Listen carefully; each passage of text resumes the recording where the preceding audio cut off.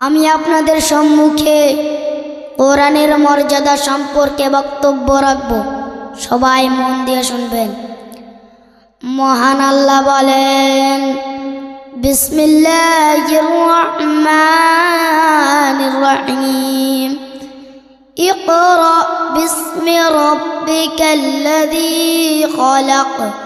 পড়ো তোমার রবের নামে যিনি তোমাকে সৃষ্টি করেছেন। قال رسول الله صلى الله عليه وسلم اقرأوا القرآن فإنه يأتي يوم القيامة شفيعا لأصحابه رواه مسلم। আল্লাহ রাসূল সাল্লাল্লাহু আলাইহি ওয়াসাল্লাম বলেছেন, কোরআন পড়ো, নিশ্চয় কোরআন কিয়ামতের দিন তোমার সুপারিশকারী বন্ধু হবে।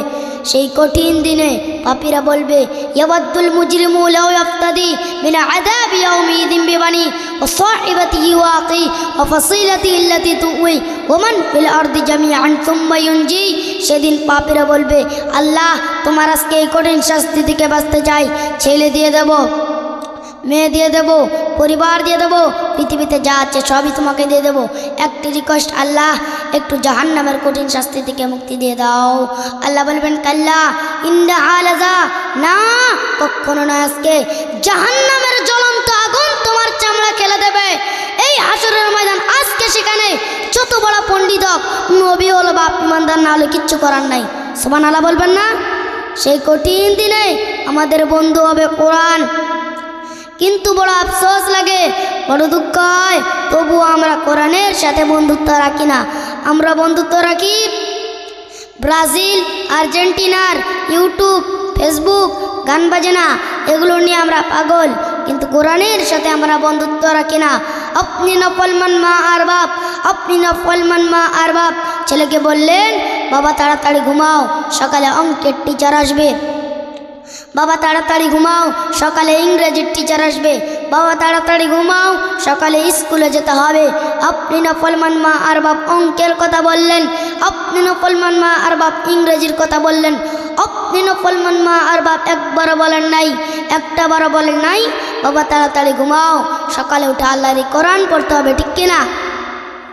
قال رسول الله صلى الله عليه وسلم من قرأ حرفا من كتاب الله فله حسنة والحسنة بعشر أمثالها لا أقول ألف لام ميم حرف ولكن ألف حرف ولام حرف وميم حرف রাওয়াহু তিরমিজি। আল্লাহ রাসূল সাল্লাল্লাহু আলাইহি ওয়াসাল্লাম বলেছেন, যে ব্যক্তি আল্লাহর কোরআন থেকে একটি অক্ষর পড়বে সে 10 নেকি পাবে। তবে আলিফ লাম মিম একটা অক্ষর পাব না। আলিফ একটা অক্ষর, লাম একটা অক্ষর, মিম একটা অক্ষর। তার মানে আলিফ লাম মিম পড়লে 3 10 কে 30 নেকি পাবে। ক্বালা রাসূলুল্লাহ সাল্লাল্লাহু আলাইহি ওয়াসাল্লাম খায়রুকুম মান তাআল্লামাল কুরআন ওয়া আল্লামাহু। আল্লাহ রাসূল সাল্লাল্লাহু আলাইহি ওয়াসাল্লাম বলেছেন, তোমাদের মধ্যে সেই ব্যক্তি সর্বোত্তম যে কোরআন শেখে এবং অপরকে শিক্ষা দেয়।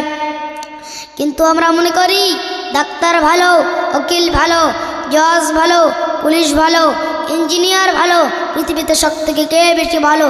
আমি বললে হবে না, আপনি বললে হবে না। আল্লাহ রাসূল সাল্লাল্লাহু আলাইহি ওয়াসাল্লাম বলেছেন, তোমাদের মধ্যে সেই ব্যক্তি সর্বোত্তম যে কোরআন শেখে এবং অপরকে শিক্ষা দেয়। বলুন সুবহানাল্লাহ। আল কোরআন তোমায় দেখিয়ে দেবে জান্নাতের ঠিকানা, সহিহ হাদিস দেখিয়ে দেবে বেহেশতের ঠিকানা। আল কোরআন তোমায় দেখিয়ে দেবে জান্নাতের ঠিকানা, সহিহ হাদিস দেখিয়ে দেবে বেহেশতের ঠিকানা। যদি বুঝে পড়ো কোরআন সঠিক পথের পাইবে সন্ধান, সেই পথে আওয়াগোয়ান আমল কর সব জনা।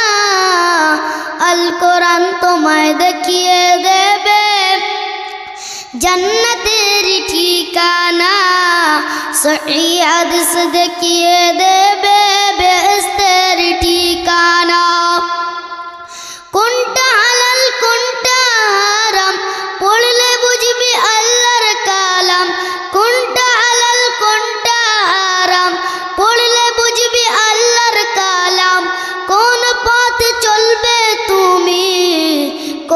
পথে আসমানা, আল কোরআন তোমায় দেখিয়ে দেবে জান্নাতের ঠিকানা, সহিহ হাদিস দেখিয়ে দেবে বেহেশতের ঠিকানা। قال رسول الله صلى الله عليه وسلم الذي يقرأ القرآن وهو ماجر به مع السفرة الكرام البررة، والذي يقرأ القرآن ويتتعتع فيه وهو عليه شاق له أجران। আল্লাহ রাসূল সাল্লাল্লাহু আলাইহি ওয়াসাল্লাম বলেছেন, যারা কোরআন পড়ে এবং কোরআনের মায়ের কোরআনের জ্ঞানী তারাই সম্মানিত ফেরেশতাদের সাথে থাকবে, এবং যারা কোরআন পড়ে মুখ থেকে বেরোয় না, তোতলা আটকে আটকে যায় তবুও কষ্ট করে পড়ে, তার জন্য ডবল নাকি বা কুড়ি নাকি। আমাদের সবাইকে একদিন কবরে যেতে হবে। আপনার ধন সম্পদ টাকা পয়সা ওগুলো দিয়ে কি হবে? ওগুলোকে ছেড়ে আমাদেরকে ওই মাটির নিচে যেতে হবে। তার একটা দৃষ্টান্ত দিলে বুঝতে পারবেন। অস্ট্রেলিয়ার একজন যুবক, নাম তার আলী বানাত, কোটি কোটি টাকার মালিক। তিনি একদিন চা খাচ্ছিলেন। চা খাওয়ার সময় জিভে একটা ফুসকা উঠে গিয়েছিল। ডাক্তার দেখায় ভালো হয় না, ডাক্তার দেখায় ভালো হয় না। ডাক্তার বলেছেন তার ক্যান্সার হয়েছে। ক্যান্সারের 4টি স্টেজ রয়েছে, প্রথম, দ্বিতীয়, তৃতীয়, চতুর্থ স্টেজ জীবনের শেষ স্টেজ। তোমার বেশি দিন বাকি নেই। সে আলী বানাত কোটি কোটি টাকার মালিক। এক এক জোড়া স্যান্ডেল ব্যবহার করতেন, তার দাম 45,000 টাকা। একটি ফেরারি গাড়ি ব্যবহার করতেন, তার দাম কোটি কোটি টাকা। সে আলী বানাত এই মাটির নিচে চলে গিয়েছেন। তিনি মারা যাওয়ার আগে মহিলার মতো হাউমাউ করে কাঁদতে কাঁদতে মারা যাননি। তিনি মারা যাওয়ার আগে কুরআন তেলাওয়াত করতে করতে দুনিয়া থেকে বিদায় হয়েছে। আল্লাহু আকবার। সে আলী বানাত মাটির নিচে চলে গিয়েছেন। তেমনি ভাবে আমাদেরকে ওই মাটির নিচে যেতে হবে। তা আমরা যেন ভালো করে কোরআন পড়তে পারি, তাই আল্লাহ আমাদের তৌফিক দান করুক। সকলে বলুন আমিন। আসসালামু আলাইকুম ওয়া রাহমাতুল্লাহ। ওয়ালাইকুম আসসালাম ওয়া রাহমাতুল্লাহি ওয়া বারাকাতুহু। ফাক্কাহুকুমুল্লাহ ফিদ্দিন, আকরামাকুম ফাহাম, আরশাদাকাল্লাহু তাআলা ফিদ দারাইন। মাশাআল্লাহ। আল্লাহ রাব্বুল আলামিন তাকে যেন জ্ঞানে গুণে ভরপুর